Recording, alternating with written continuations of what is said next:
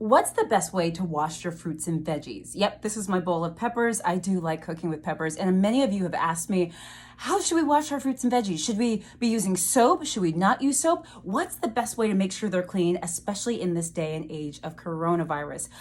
So I'm answering that question today. I'm also giving you a few other grocery store tips to help prevent the spread of coronavirus as well. So let's just jump right into these little guys, these beautiful peppers. Okay, so first things first, guys. The good news is you don't need any soaps or detergents to wash your fruits and veggies. Now remember, we should be washing them anyway, right? We should have been doing this before coronavirus, but especially now, you want to rinse them off with cold water. That's super important. And if your fruits or veggies have like a tough skin or a thick skin, you can like kind of scrub them with a brush or something like that, as long as the vegetable or fruit can withstand it. But otherwise, just rinsing with cold water will do. You don't need soap or detergent. And actually remember that soap or detergent, number one, could potentially be absorbed by the fruit or vegetable.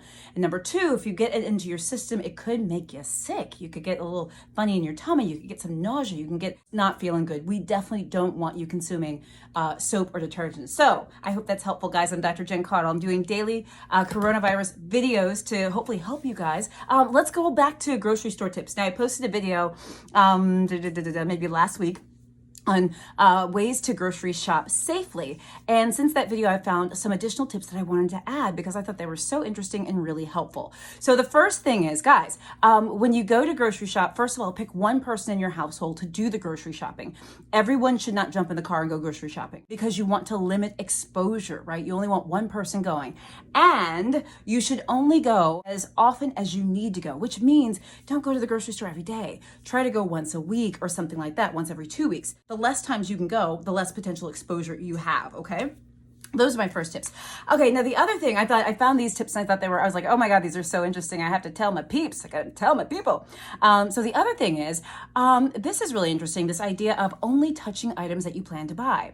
Now, I don't know how you guys shop when you go to the grocery store. I don't know if you pick up things, look at the label, read the stuff, put it back. But the idea is don't do that, okay? You wanna minimize your hand contact with items, right? Because you can pick up coronavirus via contact with infected items. And then if you touch your face, it could be a problem, right? So don't touch things that you don't plan to buy. Keep your hands to yourself, as we say. The other thing is your list, your grocery shopping list. Now, this was an idea I got that I found online, this idea of not keeping your grocery list on your phone. Remember, phones could potentially harbor coronavirus or other germs or things like that. We want to minimize any potential exposure there.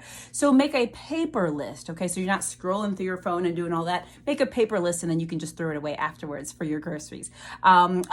Checking out of the grocery store, use a self-checkout lane if you can, because that minimizes your exposure with other people. That means you're not touching someone else, you're not interacting with someone else, you're not handling your groceries. I love that idea. And also, if you can use like Apple Pay or Google Pay, like something that is contactless, it's one less thing to do in terms of touching the touch screen for payment. I love that too.